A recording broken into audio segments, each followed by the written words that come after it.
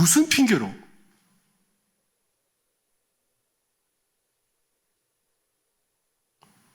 대종사님 만나러 오시는 거잖아요. 그렇죠? 교법 만나러 오시지 않습니까? 왜 안 와요?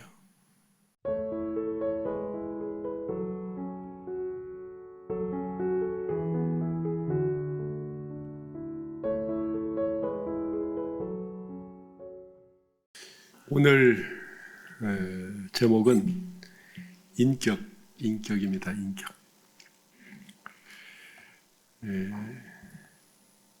옛날에는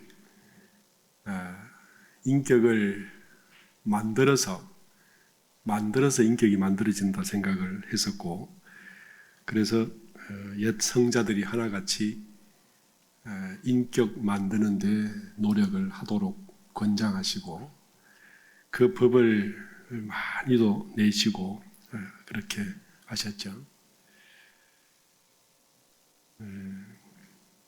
제가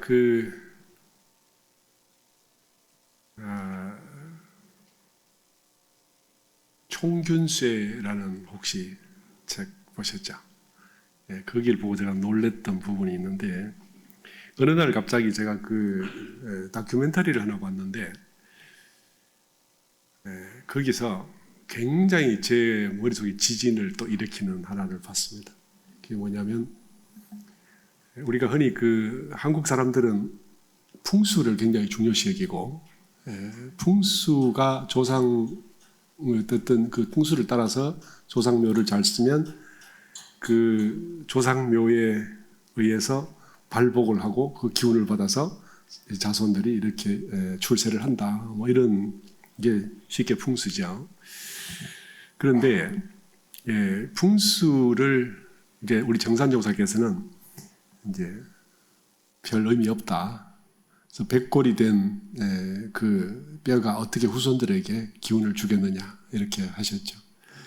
근데 그게 이제 생각보다는 좀 복잡한데, 저도 그냥 그런 줄만 알았는데, 우리나라의 그 산세를 보면 히말라야 그 소위 산맥에서 뻗어서 소위 그 텐샨 그 천산 북로, 그 다음에 이제 쿨룬 산맥, 텐산 산맥으로 쫙 양쪽으로 뻗어가고, 서쪽으로는 이제 힌두쿠시 산맥을 통해서 이게 그 유럽의 지붕이라는 그 산 이름 뭐죠? 뭐 있죠? 그쪽으로 가서 사실 이 유라시아 대륙이 크게는 산맥이 세 줄기로 나가고, 뭐 여타 자잘한 산맥들에 많이 있어도 그렇게 가는데, 그 텐샨 북로, 소위 천산 산맥을 통해서 위로 쭉 뻗어서 만주까지 와서 이게 이제 겸화고원 백두산을 만들고, 그 백두산이 태백산맥을 통해서 내려와서 조선반도를 만들었다. 이게 이제 산맥의 형태죠. 그런데 그러니까 이제 우리나라에 우리가 그 풍수로 삼고 있는 모든 산맥의 그 뿌리는 히말라야 산맥이다. 이렇게 볼 수 있습니다. 그런데 그 히말라야 산맥이 약 500만 년에 걸쳐서 솟아오르게 됩니다. 이 히말라야 산맥은 화산 폭발로 만들어진 게 아니라 인도 대륙이 이렇게 그 유라시아에 이렇게 들러붙으면서 계속 밀어붙여서 이 유라시아 대륙과 인도 대륙이 붙음으로 인해서 그 사이에서 습곡이 생기고 끝없이 올라가는데, 그게 지금도 계속 올라가고 있는 중이죠. 근데 그게 이제 세계의 지붕이라 해서 지금 8,800m를 넘는 어마어마한 높이로 올라가는데, 이게 약 한 6,000km에 걸쳐서 길게 뻗어 있잖아요. 그래서 이 히말라야 산맥이 생기면서 평소 때는 인도양의 바다에서 부는 바람이 편서풍으로 아프리카 쪽으로 불었는데, 바람이 이게 히말라야 산맥이 높이 올라가니까 이쪽으로 바람이 불게 됐어요. 그래서 히말라야 산맥이 굴뚝처럼 인도양 바람을 빨아들이고 이제 대류가 그쪽으로 흐르게 됨으로 인해서 아프리카의 에티오피아 지역에 있던 그 수많은 보통 100m에 육박하는 이런 소위 열대 우림 지역에 비가 안 내리게 되고, 그러니까 그 나무가 이 밀림이 점점 작아져서 이렇게 소위 그쪽에는 사하라 산맥이라는 어마무시한 사막이 생기게 되고, 드디어 그 관목이, 그 울창한 숲이 드디어는 이게 소위 그냥 초지가 돼버렸죠, 지금은. 그러니까 그 나무 위에 살던 원숭이들이 진화를 당했다. 쉽게 말하면 나무 위에서 마음대로 쫓아다니면서 열매를 따먹던 그 원숭이들이 나무가 자꾸 작아지고 없어지고 하니까 어떻게 됐어요? 열매가 없어지니까 얘네들이 할 수 없이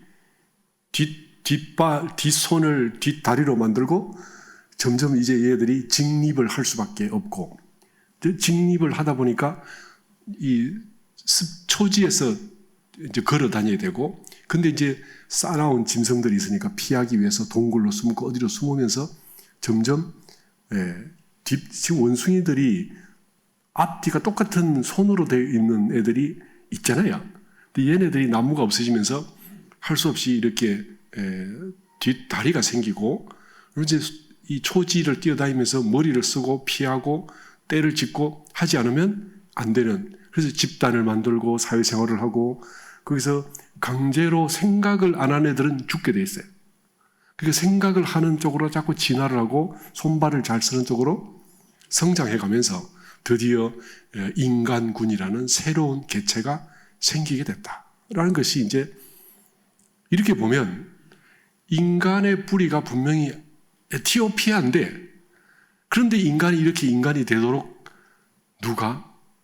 인도 대륙이 에베레스트 산을 만들면서 인간은 그렇게 진화를 당했다라고. 놀랍지 않습니까? 저는 그걸 보면서 인간은 우리가 끊임없는 노력을 통해서 성장하는 줄 알았는데, 자연 환경이 인간을 키운 거죠. 그래서 이게 정산종사께서 말씀하시기를 명엽이라는 풀이라는 게 있어서 옛날에는 사람을 키우기 위해서 시간을 가르쳐주고 계절을 일러주면서 사람들로 하여금 농사짓고 살게 만들었다. 이렇게 말씀하셨죠. 우리 본문에 있습니다. 인간의 어떤 주체성이나 인간의 어떤 자율성, 스스로의 열정과 진화의 힘이 아니라 이 지구가 인간을 만들어냈다라는 것을 좀 놀랍지 않으세요? 그걸 제가 보면, 역시 방학 때는 공부 안 하는 저를 보면 학교가 돌아가야 소위 공부를 하게 되는 구조에, 우리는 아무리 열심히 사는 애라도 방학 때는 공부를 안 하잖아요. 그죠? 학교라는 게 돌아가고 선생님이 눈앞에 계셔야 공부를 할 수밖에 없는, 이게 뭐냐면 자력보다는 타력이 세다는 말이잖아요. 그러니까 인격이란 걸 내가 노력해서 만들었다 보다도 부모님과 주위 여건들이 나를 키웠다가 더 합당하지 않겠습니까? 마치 우리는 에베레스트, 히말라야라는 거창한 그 산맥이 인간을, 근데 이제 이게 있어요. 그 에베레스트 히말라야라는 8,000고지가 14좌가 됩니다. 14개 봉우리가 쫙 펼쳐져 있는데, 이게 만약에 500만 년에 걸쳐서 솟아오른 게 아니라 만약 50만 년 동안에 솟아올랐다면 그러면 인간은 멸종했다라고. 500만 년이라는 긴 시간 동안 천천히 1년에 0.5cm씩 이렇게 올라가는 게 인간이 진화할 기회, 그 긴 시간 동안 진화의 기회를 줬다는 거고, 너무 늦어도 안 되고 너무 빨라도 안 돼. 너무 늦었다면 인간은 다른 숲을 향해서 가버렸을 거라는 거죠. 근데 그게 도망갈 수 없을 만큼 전면적으로 이 아프리카 지역을 초지로 만들어서 이렇게 사바나를 만들고 드디어 초지가 될 때까지 갔기 때문에 인간은 거기서 소위 진화를 당할 수 있는 최적의 시간을 확보할 수 있었다. 이렇게 보면 우리가 타력의 도움으로 진화를 해도 그 타력이 적절한 시간, 우리 아이들이 클 수 있는 적절한 시간을 안배해서 줘야 아이들이 성장한다라는 거죠. 그게 그런 이치 맞죠. 그러니까 옛날부터 일단 뭐 황정성의 뭐 모내기 뭐를 심어놓고 다음날 왔는데 안 커서 조금씩 뽑아 올려놓으니까 이만큼 높아져서 이제 많이 컸다라고 했는데 딱 죽어버렸다는 이런 말이 있잖아요. 그죠? 그런 것처럼 부모는 아이를 순식간에 확 이렇게 쑥쑥 키우고 싶은데 그렇게 할 수 없죠. 그리고 아이들 스스로도 내가 쑥쑥 자라고 싶은데 그렇게 자라면 부작용이 너무 커서 만약 내가 욕심이 진리에서 많이 떨어지면 우리는 죽음이라는 향해서 갈 수밖에 없고 소위 퇴행을 하거나 오히려 강급을 하거나 이렇게 된다는 거죠. 그러니까 인격이라는 것이 우리가 생각할 때 내가 만드는 것 같이 보이지만 애초부터 인간은 이 인격이라는 게 어떻게 성장했냐? 우주 자연의 이치가 우리를 키웠다. 여기에 뭐 아니라고 하실 분도 계세요. 그렇지만 제가 이걸 또 보고 생각하고 또 생각해도 이건 내 힘이 아니라 진리께서 우리를 키우고 이 사회를 통해서 우리를 키우고 이 문명을 통해서 우리를 키워가는구나 하고 저는 생각할 수밖에 없는 거죠. 저는 그렇습니다. 그런데 이렇게 생각하고 보니까 그럼 인간은 노력이 없나? 그렇지는 않죠. 자연 환경이 그렇게 바뀌어가는 동안에 우리도 열심히 그 자연에 적응하고 살기 위해서 노력을 악착같이 했다라는 거고, 그렇죠. 그러니까 오늘날 이와 같은 지혜를 가지고 산다. 그럼 지금 우리가 가지고 있는 인격이라는 것들도 우리 부모와 내가 자라는 사회 환경과 내 친구들과 한국의 발전 속도와 여러 가지들이 조합이 돼서 이렇게 컸는데 문제는 이걸 외면하는 수가 있죠. 제가 부산에서 살면서 서울에 갑자기 왔잖아요. 그러니까 어떤 일이 벌어지냐면 우리 강남교당이 요구하는 적합한 인격을 못 갖춘 상태에서 온 것 같아요. 그러니까 말도 예를 들면 부산이랑 서울은 환경과 토양이 많이 다르잖아요. 그런데 부산에서 하던 습은 남아있어서 그대로 말하면 어떻게 돼요? 사람들이 불편해하고 뭔가 상황이 안 맞고 내지는 어때요? 저 사람이 인격이 약한가? 이렇게 되는 거예요. 그러니까 거기서는 쉽게 말해도 되는 내용들이 여기서는 입을 다물어야 되는 수가 있는 거죠. 거기는 그 정도는 비밀이 아닌데 여기서는 비밀이 될 수 있고 그게 그 사람에게 약점이 아닌데 여기서는 인격적 약점으로 볼 수 있죠. 예를 들면 제가 어떤 상황에서 쉽게 말을 해요. 그러면 말을 참 가볍게 하는구나 이렇게 될 수 있죠. 근데 그게 각 지역마다 다르단 말이에요. 제가 생각할 때, 제가 원불교 교무로 출가해서 38년 동안에 저는 그런 걸 쉽게 말해도 되는 사회에서 살아왔구나 하고 저는 느꼈어요. 근데 여기서는 그게 그렇게 받아들이는 분도 있지만 우리는 그걸 그렇게 역사로 보는 게 아니라 그냥 지금도 진화 못한 원숭이로 봐버리는 거죠. 그렇지 않습니까? 우리 아프리카 갔는데 원숭이가 깨끗하게 뛰어다니요. 오랑우탄이 다니고 침팬지가 다닐 때 얘는 그 상황에서 우리하고 다르게 500만 년 동안 살아왔구나가 아니라 저는 원래부터 원숭이야. 난 원래부터 사람이고 이렇게 하기가 쉽다는 거죠. 그러면서 제가 느낀 게 한 번도 말을 조심해야 된다 정도는 알고 있지만 신중히 무겁게 해야 된다라고 생각을 할 만큼 그런 환경, 그런 위치에 제가 있지를 못했었구나. 그래서 이게 예를 들면 입이 가벼워서 건질거려서 어쩔 수 없이 말하는 게 아니라 그냥 이 정도 말했는데 그게 여기서는 문제가 되는 이런 환경이 있잖아요.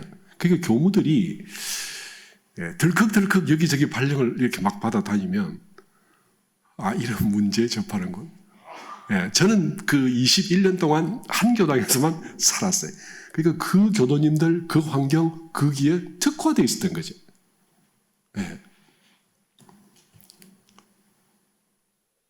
이게 뭐냐. 그래서 제가 어느 날 갑자기 제 인격이라는 걸 봤어요. 인격이라는 게 결국 뭐냐면 환경에서 타의적으로 만들어지고 거기에 자의적으로 반응했던 것이 인격이란 말이죠. 그래서 제가 글을 하나 써놓은 게 있어요. 문득 오늘 아침 상차림처럼 내 인격으로 올려져 있는 것들을 보니 서글프다. 먹잘 것 없는 것들, 빈약하고 초라하네. 일생을 도를 찾는다며 이치만 보고 살아와서 정작 내 인격은 산 너머 밭처럼 무겁구나. 이게 뭐라고 여기에 마음을 두리오마는 이제라도 다시 보아서 소박한 상이라도 가만히 다듬고 정갈이나 해두세. 이렇게 제가 썼습니다. 이 인격이라는 게 또 다른 사회에 가면 또 다른 모습으로 비칠 수 있습니다.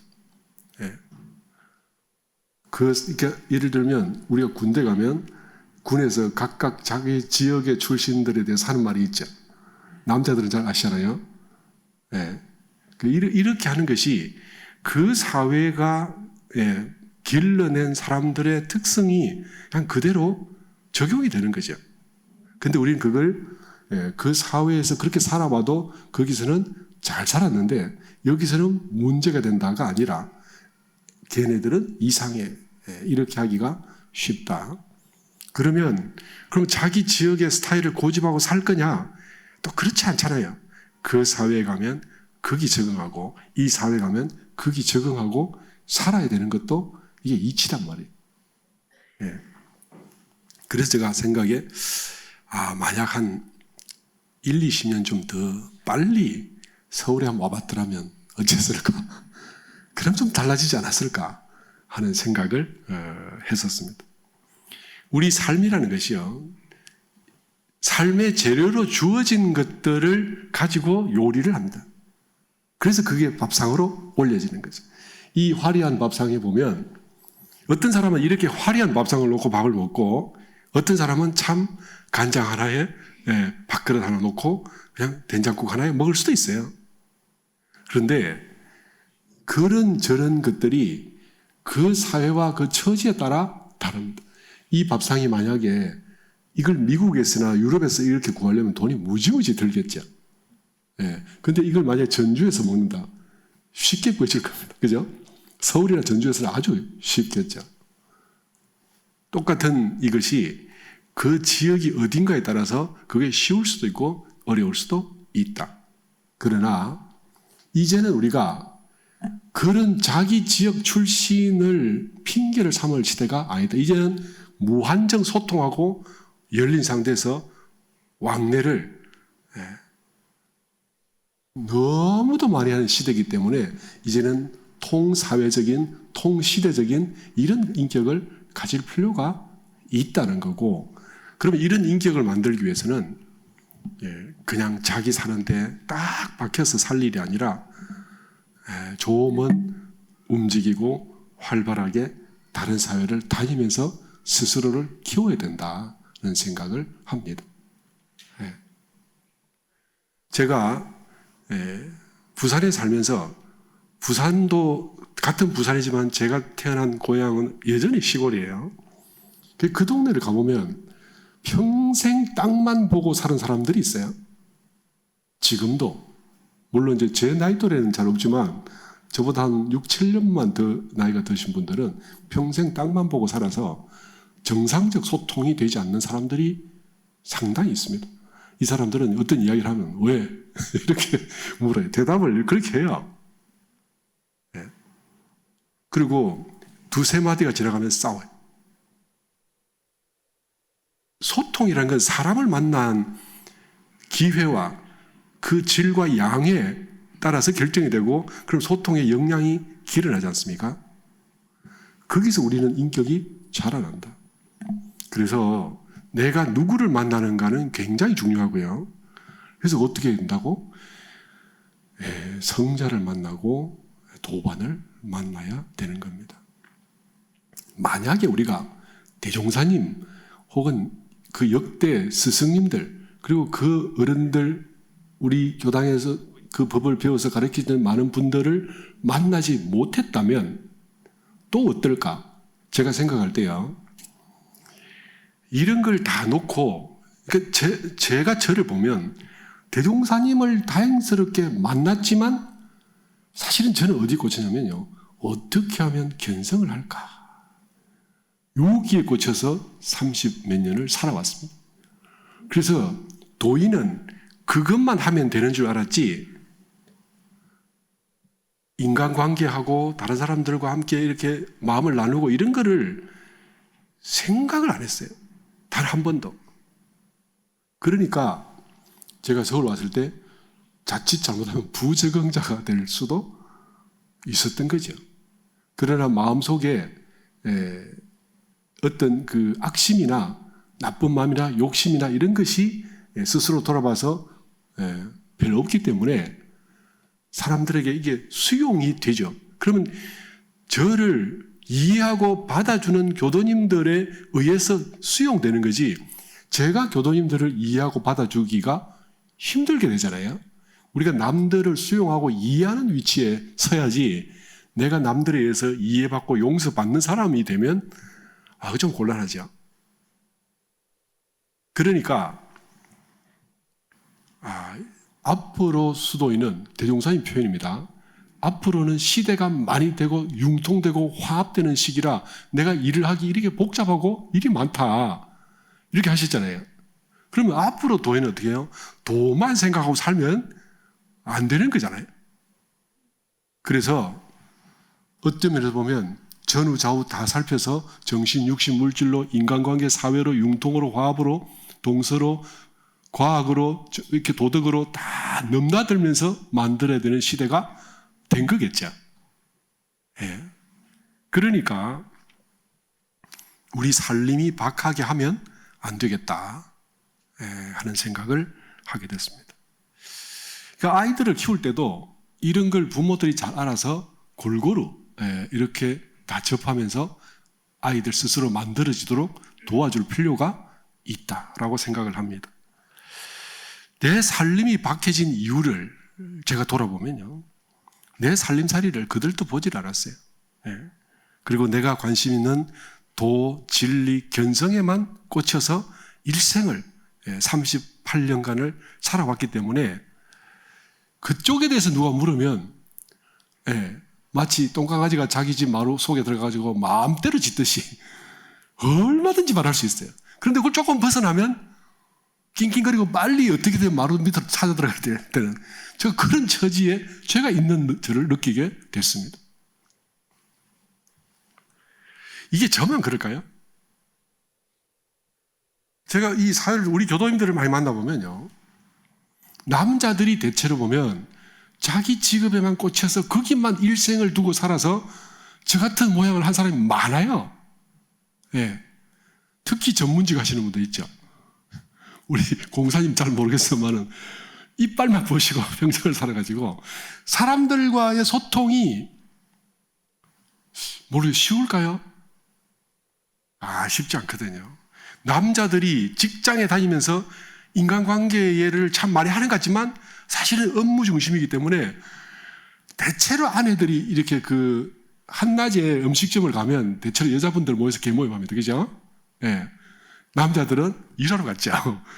그래서 모여서 우리 남편은 하여튼 깝깝해 속 터져 이렇게 말하면서 우리 남편은 뭐 말만 하면 성질을 내. 불뚝성질이다. 그게 뭡니까? 자기 직업에만 올인해서 소통이라는 걸 잘 안 해봤기 때문에 이런 일이 벌어지는 거죠.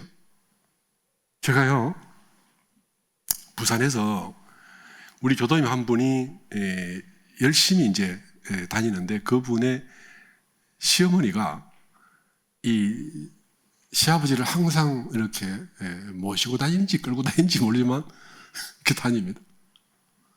이 남편이 퇴직을 했는데 할아버지가 됐어요. 혼자 집에 못 있어요. 외로워서, 겁나서. 식사를 챙겨 먹을지도 몰라. 평생 돈을 열심히 벌다가 퇴직을 했어요.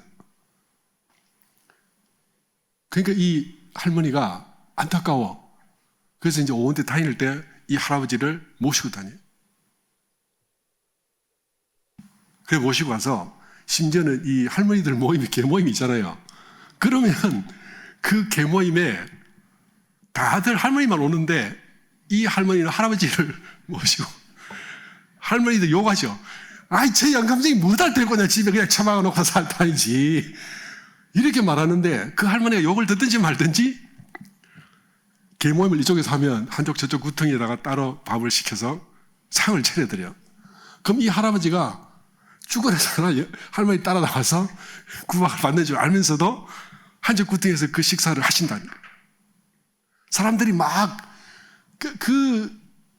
그게 비난은 아니죠. 그 어떤 느낌인지 아시겠죠?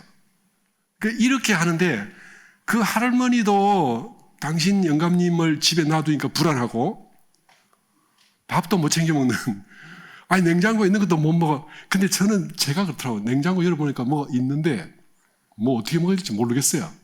근데 우리 어머니만 오시면 그 밥 같지도 않은데 이상하게 촥 한 상이 벌어지는 거죠.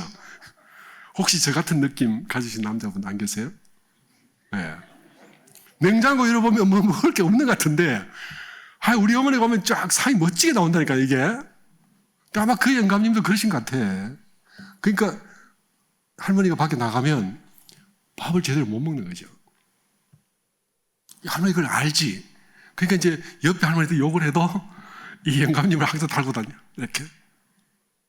그 소문 났어요. 근데 이것이 부끄러워서 그냥 영감님 오늘 하루는 좀 어떻게 짜장면 시켜 먹고 그냥 계세요. 이러는 할머니가 있는가 하면 이 할머니처럼 남들이 그냥 좀 비웃어도 얼굴 뒤집어 쓰고 그냥 와서 영감이 한쪽에다가 밥상 차려주고 그러고 드시는 분들이 있죠. 이게 왜 그럴까요? 우리가 바보가 아니다 하면은 다 살죠. 그러나 일생을 나는 그쪽을 한 번도 본 바가 없어. 그래서 원만해지지 않았어요. 제가 잘은 몰라도 우리 교도님들 중에서도 아마 틀림없이 그런 분이 계실 것 같아. 그런데 나이가 들수록 점점 남자는 어떻게 해요? 한쪽만 보고 살았기 때문에 점점 그렇게 되는 거죠. 그러니까 나이 들어서 만화님 없으면 남자들이 못 살아. 그죠? 제가 보니까 할머니 돌아가시고 난 5년 안에 돌아가신 남자분들이 많더라고. 제 아무리 뭐 우리 평사님 변호사 하시고 뭐 해도 준타원님 안 계시면 뭐 꼼짝 못해. 제가 볼 때 그렇지 않겠어요? 네. 이게 뭐냐면 이게 단지 생활만 이럴까? 우리가 우리의 성품을 보고 인성을 찾고 하는데도 여전히 똑같다는 거죠. 그래서 옛날의 도인들은 자기가 관심 있는 것만 찾아서 공부하면 됐지만 이제는 다르다. 이제는 그러니까 제가 공부를 잘못했죠. 원불교에 들어와서 원불교는 대종사님께서 원만하게 모든 걸 다 하게 하셨는데도 제가 옛날 방식으로 오직 견성, 제가 그 부분을 여러 차례 지적을 받았는데도 불구하고 오직 견성으로 몰고 갔던, 근데 이런 사람이 갑자기 강남에 발령을 받으니까 문제가 생기는 거죠. 소통이 문제가 생기고, 그리고 이게 교도님들이 불편해지는 거잖아요. 그래서 제가 빨리 이렇게 태세 전환을 해야 되고 자세를 바꿔야 돼요. 근데 고맙게도 강남이라는 이 교당의 환경이 저를 바꾸도록 강력하게 푸시를 하고 있다는 거죠. 그래서 그 속에서 스스로 바꾸기 위해서 무척 노력을 합니다. 안 할 수 없잖아요. 그렇죠? 만약에 어떤 사람이 공부를 하는데 혼자 힘으로 어떻게 노력해서 하겠다고 만약 산속에 들어가서 수행한다면 이 사람은 좀 요새는 바보라고 할 수 있죠. 대종사님께서 참 도인은 사람 가운데서 사람의 도를 행하는 것이 진짜 도인이다 이렇게 말씀하셨잖아요. 한번 생각해 보세요. 서울 시내에서 우리 강남교당에 모여서 법 공부하는 정도의 이 정도의 분들이 모여서 소위 자기 스스로를 닦고 지혜를 기르려고 하는 그런 모임이 있을까요? 이 강남교당은 우리가 성장하기 위해 특화된 아주 특별한 모임입니다. 그죠? 네. 물론 이 속에도 이런 사람 저런 사람 있다고 할지 몰라도 그 디테일, 그 소소한 부분에서 차이는 놔두고 전체적으로 봤을 때 이만한 모임을 가질 만한 그리고 매주 모여서 공부하는 데가 있겠습니까?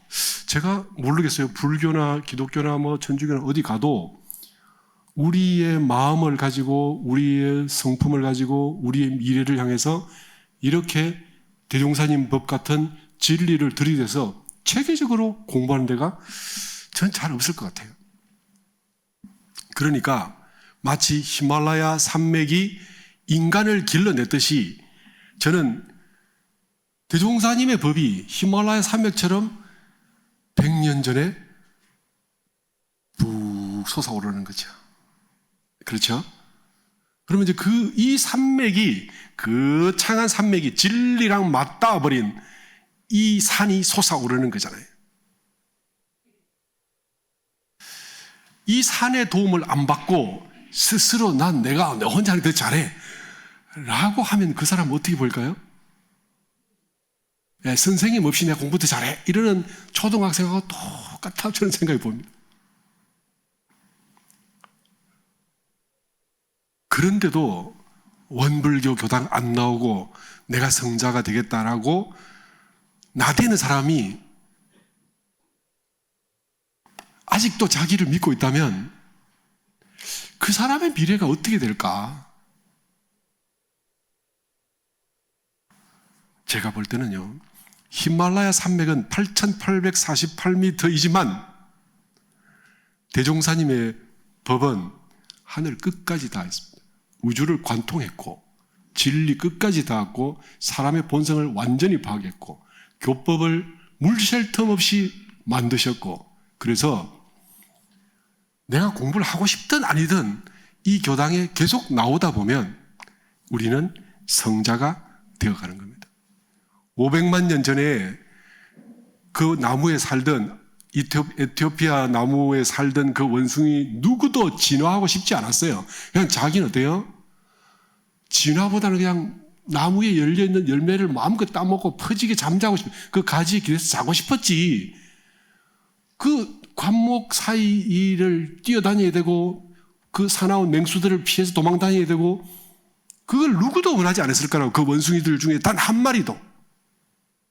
그렇지만 그 여건에 주어졌기 때문에 어쩔 수 없이 진화를 당할 수밖에 없었다는 거죠. 우리 인간이 나 이래 잘 몰라 저거 잘 모르고 그런데 대종사님 법을 만나고 여기서 계속 살다 보면 우리는 어때요? 진급을 당하게 된다고 생각합니다. 이게 정답입니다. 어떤 누가 개인적으로 노력해서 그걸 해낼 수 있다. 그러면 성자께서 뭐하러 회상을 만들고 왜 주세회상이니 뭐니 교법이니 왜 만들겠어요? 이거 아니면 안 되기 때문에 이걸 만드는 거잖아요. 그죠? 그런데 사람들이 이걸 너무 우습게 여겨요. 함부로 하고. 그죠? 아직 천지분간 못하기 때문에 원불교 교당에는 우리가 이 자리도 꽉 차지 않고 세상에 그 뭡니까 이렇게 나이트클럽 요새 그 뭐로 다른 말하죠. 뭐 하여튼 그런 데 가면 꽉 차 있잖아요. 그죠?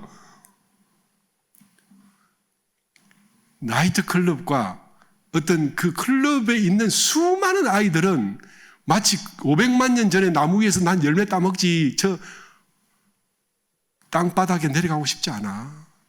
얘들하고 똑같았을 거예요.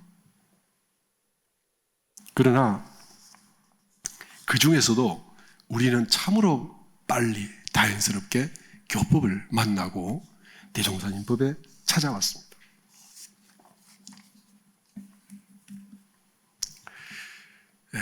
욕망이라는 것이 동하면 거기서 무명이 일어난다라고 말씀을 하셨죠. 정산종사께 제자분들이 물었어요. 무명이 발생하는 기원을 알고 싶나이다. 왜 무명을 알고 싶을까요? 12연계가 뭡니까? 무명, 행식, 그죠?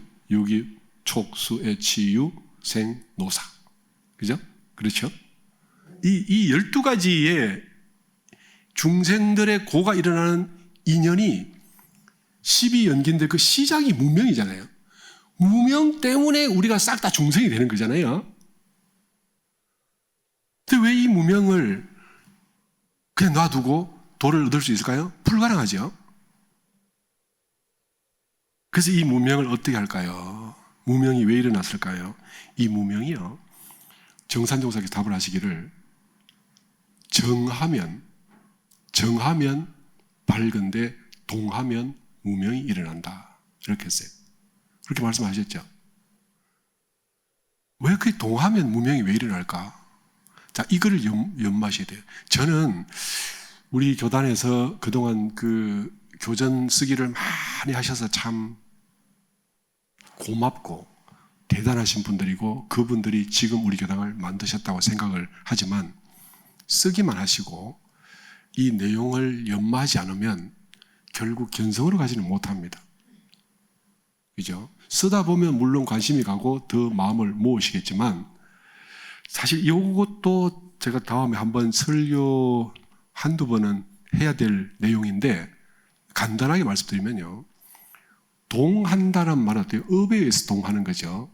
업심이 일어나서 동하면 그쪽에 쏠려요. 그쪽에 집중하고 그쪽을 좋아하기 때문에 일어나죠. 그러면 다른 것이 안 보이죠.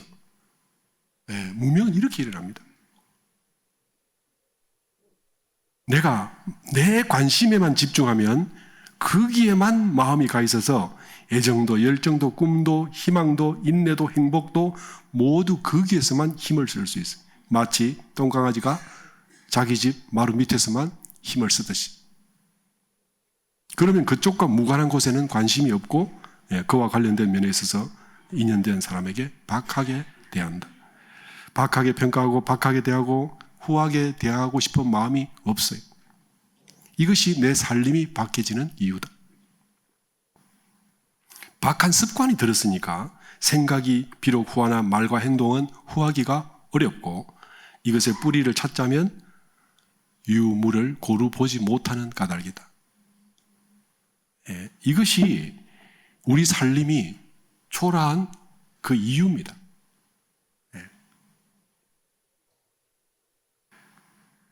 내가 착하다 아니다의 문제가 아니라 내가 그쪽에 관심이 있냐 없냐가 우리의 성품과 인격을 다 결정하게 됩니다. 그러니까 앞으로 우리가 공부하면서 내가 착했어 안 착했어를 가지고 너무 예민하게 하실 필요가 없습니다.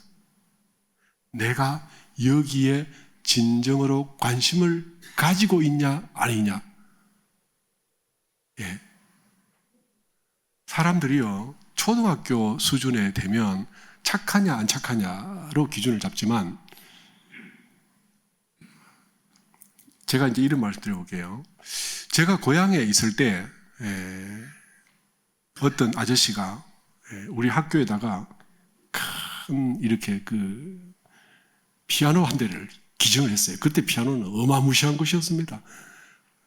그 교실마다 풍금이라는 게 있어서 다 그걸로 그냥 치고 있었는데 피아노가 왔고 도서관에 책이 몇천 권이 들어왔어요. 그분이 이제 성공했죠.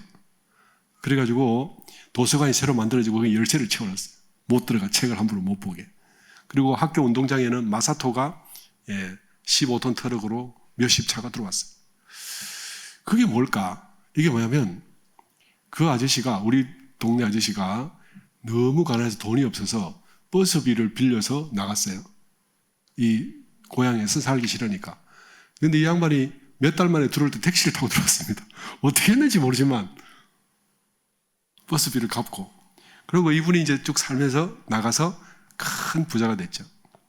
그리고 뭐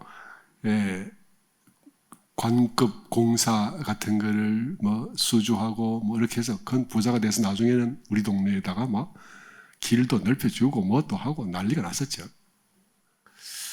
자, 이분이 착하냐 나쁘냐, 그게 중요할까요? 자, 우리나라에서 제가 망해버린 그 대우 김우중 회장님을 생각해 보면요, 그분이 정치와 결탁을 해서 어떤 문제를 일으키고 뭐가 있고 뭐 어쨌다고 하지만 그 대우그룹에서 몇십만 명이 몇십 년 동안 먹고 살았다는, 국가가 이렇게 일어났다는 것은 엄청난 사실은 그 혜택이잖아요. 근데 거기서 소소한 잘잘못에 대해서 시비를 하기가 어렵죠.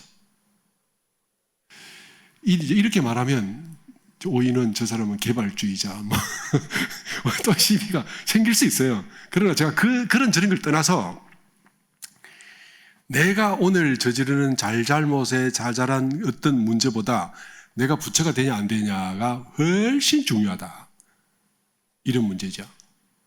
그래서 이런 것이 결국 뭐냐, 우리의 인격이 어떻게 만들어지고 환경 따라 어떻게 성장하는지가 그래서 결정이 되는 겁니다. 그러니까 사실적 도덕, 그러니까 예를 들면 도덕은 뭐 도덕이 착하면 뭐 선하고 나쁘지 않으면 악한 거지, 이렇게 하면 되는데 왜 거기다 사실적 도덕이라는 말씀을 붙이셨을까? 한번 생각해 볼 필요가 있죠. 이런 것에서 주변 여건이 어떻게 되는지, 누가 나를 키우는지, 난 어떻게 커야 될 건지, 이런 것들에 대해서 생각을 많이 하실 필요가 있다. 그래서 저는 생각에 우리가 어디에 관심을 갖는가라는 문제가 내가 얼마나 착한가에 보다 훨씬 중요하다고 저는 생각을 합니다. 그래서 정산종사께서도 이 말씀을 어떻게 하시냐면, 인과가 무서워서, 혹은 도덕, 그 인과는 결국 도덕적으로 오는 거잖아요. 인과가 무서워서 큰 일을 못하면 인과를 모르니만 못하다, 이런 말씀 있죠. 그래서 이런 것들이 우리가 진리를 나의 관심의 타겟으로 둔다면 생각을 깊이 해보실 필요가 있다. 그리고 내가 오늘 지금 가진 인품이나 인격이나 뭐 기타 등등 뭐가 어떻다 하더라도 우리는요, 참 제가 이게 속이 터지는 게, 우리 교무들이 저랑 한 번씩 산책을 하다 보면 성품에 대해서 물어요. 견성이 정말 견성하고 싶은데 어떻게. 근데 견성이 무슨 어디 가서 뭘 숨은 뭐 보물찾기 이런 것처럼 찾아내야 되는 건 줄로 착각을 하고 있어요. 사실은 이 세상이 성품 아닌 게 없고 내 마음이 작동하지 않는 데가 없는데, 화라고 걸릴 것이 없는데 우리는 굳이 내가 안경을 쓰고 있어요. 안경을. 근데 이것이 안경인 줄을 빨리 알아야 돼요. 이걸 못 벗는다면 사실 이게 벗기가 쉽지 않거든요. 내가 애착과 집착과 나의 스스로에 대한 자기 스스로 만들어놓은 자기 이미지가 너무 강하기 때문에 이걸 벗기가 힘들어요. 그렇죠? 인정합니다. 그러나 이걸 내가 못 벗어도 어디 진리가요, 이 넓은 지구 한 구덩이 어디 저 산속에 계곡 밑에 나무 밑에 숨어 있는 그걸 우리 찾자는 게 아니에요. 우리가 견성을 하고 성품을 이렇게 알자는 말은 온 천지가 다 진리고 이 천지를 느낄 때마다 다 내 마음이, 내 성품이 작동하고 있다는 것을 그걸 알고 난 뒤에 성품이 작동하지 않으면 내가 느낄 수 없잖아요. 그 이후에 내가 도대체 어떻게 가렸나? 난 어떻게 가렸길래 이게 이렇게 보이나? 요거를 빨리 치고 들어가야 되는데 자꾸 엉뚱한 걸 찾습니다. 뭐 어디에. 그러니까 그 나무 밑에 풀숲에 숨어 있는 보석을 찾으려면요, 그 보석의 모양이나 이미지나 색깔이나 어떤 그 가치나 무게나 이런 것들을 상상할 수밖에 없고, 그렇게 하면 내가 찾는 성품에다가 자꾸 이미지를 더 씌우려고 그러고, 예. 거기다 무슨 힘이 따로 있는 것처럼 이야기하고, 이렇게 해가지고는 절대로 못 찾는단 말이에요. 예. 그래서 그걸 빨리, 내가 지금 잘못 생각하는 것, 잘못 이미지를 짓고 있는 것, 이걸 걷어내는 데에다가 신경을 쓰면 성품에 대해서는 어떤 이미지도 우리는 씌울 필요가 없고, 그런 힘을 쓰지도 않아. 그런데 제가 이 말을 드리는 이유는 우리에게 성품이 있고, 그리고 내가 성품에는 인과가 작동하지 않지만 내가 나에게 씌워놓은 잘못된 이미지나 습관이나 관념이나 이 생각은 인과를 따라 걷어내면 걷어내신단 말이죠. 그죠? 업은 걷어내져요. 그래서 인과가 있어서 참 다행이다. 인과 때문에 우리가 뒤집어 썼지만 인과가 있어서 걷어낼 수 있겠다가 되는 거죠.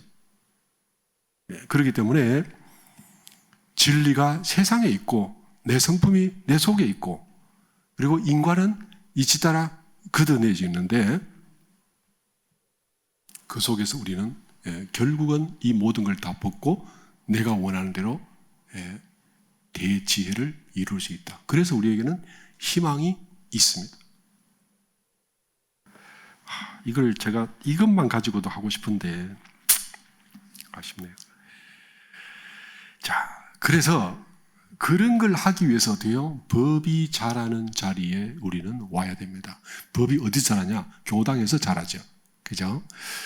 제가 자꾸 이제 부산 이야기를 할 수밖에 없는데, 부산에 있을 때 우리 교도님 한 분이요, 부동산을 해가지고 상당히 이렇게 좀 돈을 모으셨어요. 이분이 부동산을 할 때 어떻게 고릅니까? 제가 안 물었는데 당신이 저한테 당신이 마음 공부를 하다가 마음 공부가 부동산 고르는 거 비슷해요 이러면서 이제 이야기를 하시는 거죠. 근데 그때 제가 느낀 게 뭐냐면, 교무님 저는요 부동산 그 평가 이런 거 안 합니다. 예를 들면 유동인구 대비 거기 지나가는 사람들의 수준, 그 다음에 그 위치가 앞으로 발전할 가능성 어쩌고 이런 것들을 소위 우리는 굉장히 세밀하게, 그다가 뭐 이렇게 소위 시장조사 같은 그런 걸 해야 되잖아요. 그죠? 근데 이 양반은 그걸 안 한대. 그럼 어떻게 해요? 간단해요. 저는 별다방 옆에 집 삽니다. 이렇게 말해요. 저는 별다방이 뭔지 몰랐어요. 그동안에도. 근데 이게 척을 말하더라고, 지금. 이분은 쟤네들이 시장조사니 뭐니 다 할 거기 때문에 나는요, 그런 거 하나를, 나는 판단을 옆에만 앉으면 된다라고 생각합니다. 그래서 이분이 정말 어렵게 컸는데, 빌딩을 하나 사가지고 조카들한테 줬어요. 조카들 이름 몇 명 해가지고. 몇 개 원불교 알아서 원불교에 푹 빠지셨습니다. 자, 스타벅스 옆에는 어떻습니까? 실패합니까? 잘 몰라. 스타벅스 옆에만 가면 적어도 어때요? 남보다는 잘 한다. 얘네들이 시장조사하면 뭐며 인구 유동성이 뭐며 미래가치며 다 찾아낼 거기 때문에, 그죠? 근데 이분이 처음에 저한테 한 말 있어요. 너무너무 어려웠을 때 남의 회사 격리로 들어갔는데 부자들이 하는 이야기를 들어보니까 우리 친구들이랑 하는 이야기랑 다르더라는 거죠. 그래서 어떻게 했어요? 그랬더니 돈이 없으니까 커피 사줄 수도 없고, 부자들이 이렇게 아줌마들이 모여서 커피 먹고 놀 때 시다바리를 열심히 해야 돼요. 어떻게든지 시다바리를 해서 갖다 주고, 뭐 스푼 넣다가 갖다 주고, 뭐 나중에 이 컵 다 치우고 싹싹싹싹 잘하니까 그 소위 언니들이 나를 좋아하면서 끼고 돌더라는 거지. 그 따라다니다 보니까 정보를 다 흡수했고, 그러니까 이제 나는 그만큼 투자할 수는 없지만 조금씩 투자해서 나도 나중에 내 이름으로 집을 사고 빌딩을 사고 할 수 있었다는 거죠. 이분이요, 자, 표현을 해볼게요. 이분, 당신이 하신 말씀이니까 그대로 내가 말씀드립니다. 여상을 학교를 갔는데 공부를 하려고 맨날 놀아가지고 졸업을 못했어요. 그러니까 이 졸업을 안 시켜줘. 졸업장 안 주는 거죠. 그러니까 이분이 직접 교장 선생님께 찾아가서 교장 선생님 저를 졸업 안 시키고 뭐 하실 건데요? 그래가지고 아니 선생님 저를 졸업 안 시키고 어쩌시려고요? 그게 이 교장 선생님하고 이야기하다가 졸업장을 따냈어. 네. 그리고 더 이상 졸업한 게 없어요. 학교 다닌 게 없어. 그러니까 누가 이분을 지혜롭다 똑똑하다 많이 배웠다 하지 않잖아요. 야, 근데 이분 삶의 패턴 보세요. 홍콩의 큰 부자 이건성이라는 분 아시죠? 그분의 그 기사가 평생 이건성이라는 분을 쫓아다니다가 퇴직할 때 돈을 좀 주니까 내가 돈 필요 없습니다 했는데 왜 그러냐 했더니 사장님께서 어떤 이야기 할 때 저도 듣고 조금 샀고 해가지고 저도 좀 있습니다 했는데 그게 보통 사람 재산의 100배 이상 되는 거지. 이게 뭡니까? 성공하는 사람 옆에 붙어야 된다는 말이잖아요. 그죠? 제가 볼 때 이게 단지 제가 부산에 아는 김모 우리 교도님뿐만 아니라 누구라도 이렇게 가면 성공한다죠. 그러니까 도 공부를 하겠다 하면 대종사님 옆에 붙어야죠. 그죠? 예. 스타벅스 옆에 붙을 일이 아니라 대종사님 옆에 우리 교당 교도님 옆에 붙으면 제가 우리 교당 교도님들 모르겠어요. 지혜와 복이 다 좋으실 것 같아요. 그죠? 저 어른들 얼굴 어떻습니까? 옆에 붙고 싶지 않으세요? 네. 저 붙어서 성공하셔야죠. 중학교 졸업 수준밖에 안 돼도 부자 옆에 붙으면 부자 되는 겁니다. 근데 성자 옆에 붙었는데 성자 안 되겠어요? 이걸요, 자력으로 뭘 하려고 너무 애쓰지 마세요. 제가 볼 때. 그냥 성자 옆에 붙으면 타력이 제가 모르겠어요. 자력보다 10,000배는 세다니까요. 근데 왜 안 해? 이것저것 이유 대고 핑계 대서 별별 이유로 우리는 교당에 안 나올 이유가 많아. 내 몸이 아프고 그 갔다 오는 시간이 차 시간이 너무 많이 걸리고 어쩌고 그죠? 어떤 사람하고 삐져서 어떤 교도하고 틀어졌는데 기분 나빠서 어쩌고 어떤 이유를 대고 우리는 어떻게 합니까? 스타벅스에서 떠나갑니다. 그죠? 스타벅스에 떠나가서 저 구석에다가 싼 집을 하나 구했다. 100% 망하잖아요. 우리 스타벅스 옆을 떠나면 어때요? 장사 안 되잖아요. 그죠? 스타벅스도 그런데 성자 옆을, 그것도 주세불과 주세성자들 옆을 떠나면 어떻게 하겠다고? 방법이 있어 보이죠? 망할 사람은 꼭 그게 있어 보여. 그 길이 길같이 보여. 안 되는 사람, 망하는 사람, 뒤집어질 사람, 꼭 그게 죽을 길이 살 길처럼 보이게 되잖아요. 그러니까 자기 눈을 넘기지 말고 자력을 넘기지 마세요. 네. 제가 볼 때 우리 강남 교도님들 훌륭하시거든요. 이유 불문하고 내가 죽을 일 아니면 모든 핑계 싹 접고 그냥 오시는 게 맞습니다. 오늘 내가 이 교당 가면 죽습니까? 그러면 오면 안 되죠. 아니면 제가 서울에서 이만한 분들이 모여서 모임 갖는 데가 어디 있어요? 저는 없다 봐요. 무슨 핑계로 안 옵니까? 그 핑계 되면 남이 그래서 이해해주고 알아주니까 그래 네가 참 맞다 안 됐다 그리고 근데 이해한다 그 위로 받으려고 안 오시는 거예요? 무슨 핑계로?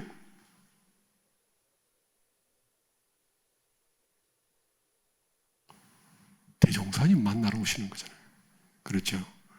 교법 만나러 오시지 않습니까? 왜 안 와요? 항상 여기 계셔서 출가이 될 때까지 끝까지 붙어 계시기 바랍니다.